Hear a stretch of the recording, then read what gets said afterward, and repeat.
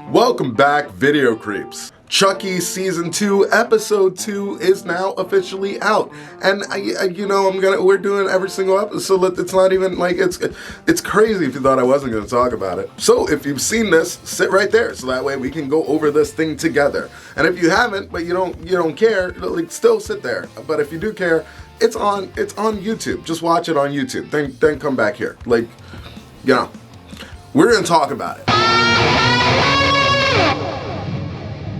So the first thing that you see is Tiffany, and she's just fucking chefing it up. Something no one wants to talk about is the fact that Tiffany probably could have had a career as a well-established chef. She's out here making the Swedish meatballs. That breakfast looked mad balanced. She had fruit and eggs and all kinds of important energy. You gotta have that energy through it. It's the most important meal. Tiffany knows that. She knows that shit. I would eat the shit out of that. That looked great. She's looking like a fucking Las Vegas flapper. She has the thing that you see on horses with the feather on the head. She's so extreme and her fucking fabulousness, I love seeing Tiffany in that way. Especially opening up this episode with the little callback to Bride of Chucky and shit, where she's screaming at the mirror up top, you know what I mean? Because there's just a severed Tiffany head in her bed. Oh my god. Immediately I was Andy's alive. He's alive because he is. But I thought that was who was doing it and shit. Later on we learn in the episode some stuff, and we're gonna talk about that. But what a strong way to open up an episode. That was perfect. Just the fucking Godfather Tiffany Valentine. Yes, do that. Keep doing stuff like that. It was cool to pick up with Nika and Tiffany to see what it's been this last year and shit. Tiffany, she is taking care of Nika to a degree. As far as cutting someone's arms and legs off and then kidnapping them goes, she's doing great as far as aftercare goes. She's feeding her and shit. I want to say it's sweet. We know it's not. In this episode also we are introduced to Nadine, which was really cool. Love that character. I thought she's super adorable. I think she's a really fun addition to this little group of people.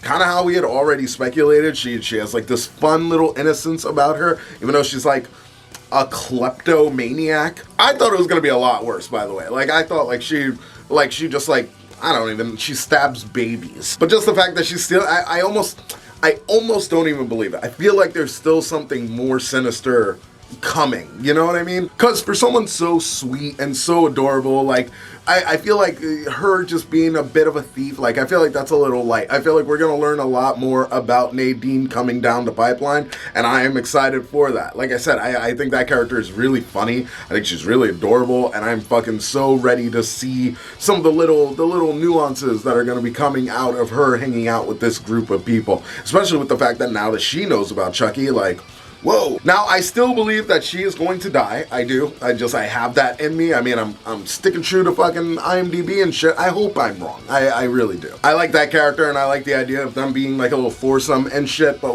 real is real. She's only credited for 2 episodes. Why?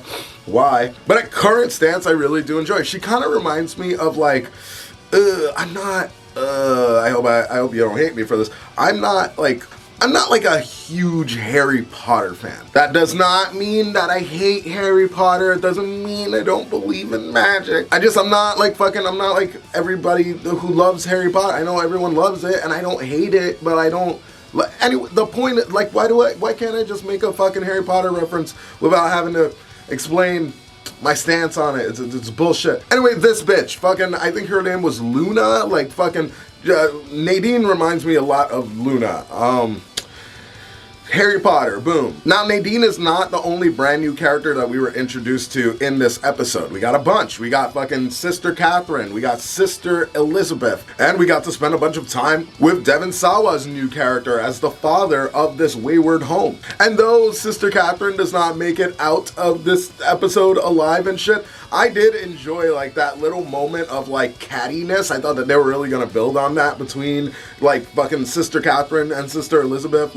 Sister Catherine is fucking grandfathered in. She's known this house for years and shit. But then Sister Elizabeth, she wants her shine. She wants her time. Fucking you only got one chance to blow. That kind of shit. We only got a moment of their relationship together, but I feel it really said a lot about Sister Elizabeth's character and what we're gonna be seeing out out of her. Like, she seems like a fucking tryhard. She wants to be recognized by the father. She wants to be recognized by God. Like, it seems like that character specifically we're gonna see a lot out of, and I think there's some interesting things planned for her. Now, I have to swallow my pride. I have to do it. Because last week, when I spoke about that first episode, I really tore into Devin. I said he's my least favorite character. I said that I need more of the romance. I still believe that. But lo and behold, I thought Devin Evans was fucking hilarious in this episode. He had so many good lines. Like, I retract what I said last week about that character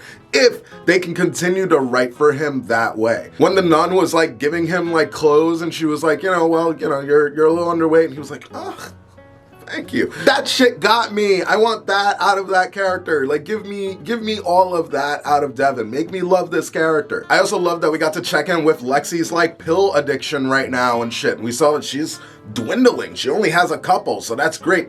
I love little ticking time bombs like that, because like, yeah, there's this impending issue with Chucky, and like, ooh, now she's stuck in this wayward home and shit, but like, also there's this added thing for that character where it's like, well, there's also my fucking fix, bro. I love that. I can't wait to revisit that and see when she's down to one pill and then like she revisit it again and nothing comes out of that. Who's Lexi gonna be? How's that gonna affect her character? Talking a little bit more about brand new characters, we got to meet Trevor, who we spoke about in the last episode, this like bully that got sent to this home because of Lexi's mom and shit, and then we get this great confrontation between like Lexi and him. That motherfucker is so sinister. I do not trust him. I don't trust his little like mean girls posse that are hanging out with him. He is bad news, and like, I can't wait to see him get fucked up. Now, like I said before, Sister Catherine, she does not make it out of this episode. We get that like scare from Chucky that we see in those trailers and shit, which like, I'm always bummed when we lose a kill like that. Like, you know, it's like, I wanted this to be a surprise. I want it all to be a surprise, but I also want a trailer. I'm a complicated person, Shrek, I'm an onion. But I love that they didn't show us everything. That little like, I'm a vampire, when she goes to hold the cross, hilarity, so fucking funny. But what really fucking stuck out for me was the animatronics in that scene when he's like doing the little, oh my god, how fucking good was that? This episode was just a series of really enjoyable little moments. Even when like Devin Sawa is talking with Jake Wheeler and the kids, and like at some point they turn away and he's like,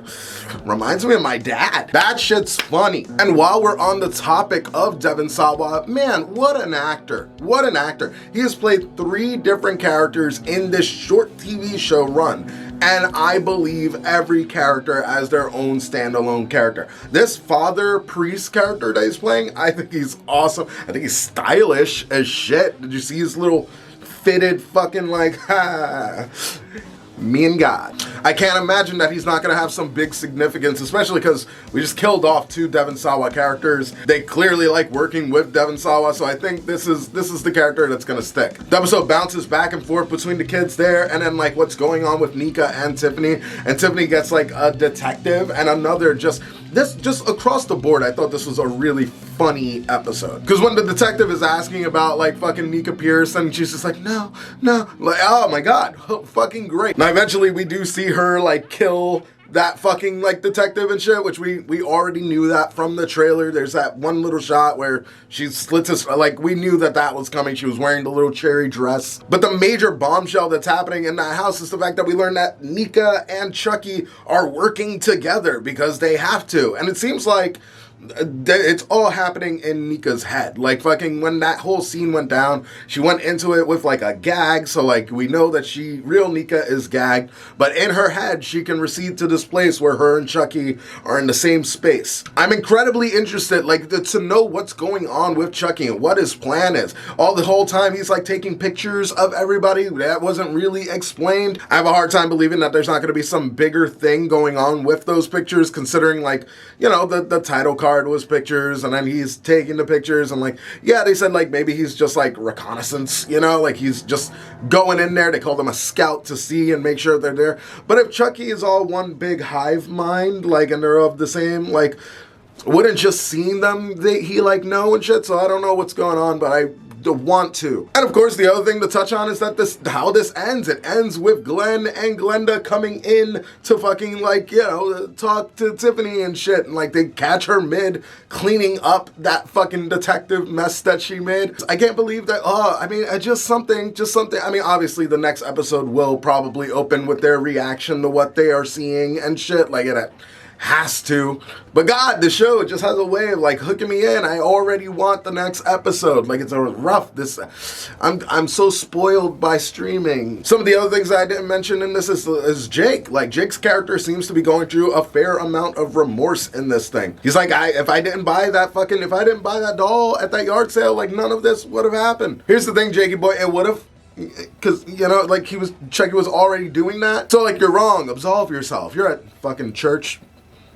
Do it. Ultimately, I love this episode. I think it's one of the funniest episodes that we've gotten thus far. I cannot wait until next week to watch the next one. If you, like me, like popped onto fucking YouTube to watch it, then tell me what you thought about this episode down in the comments below. And I always tell you to check out those links down below as well. I do that because I want you to do that. So please do that. Click those links. Especially click that first link where you can go to That Figures, my other show that I do with Brad Thornton. If you've already done that, don't you get by this. Like the video. Liking the video helps other people find my channel and stuff. So if you rock with me, don't be lazy. Like, you know, fucking like that. If you're new, hello, subscribe. And for everyone else, I will see you guys later in the week. That's gonna be it for this video. Peace, video creeps.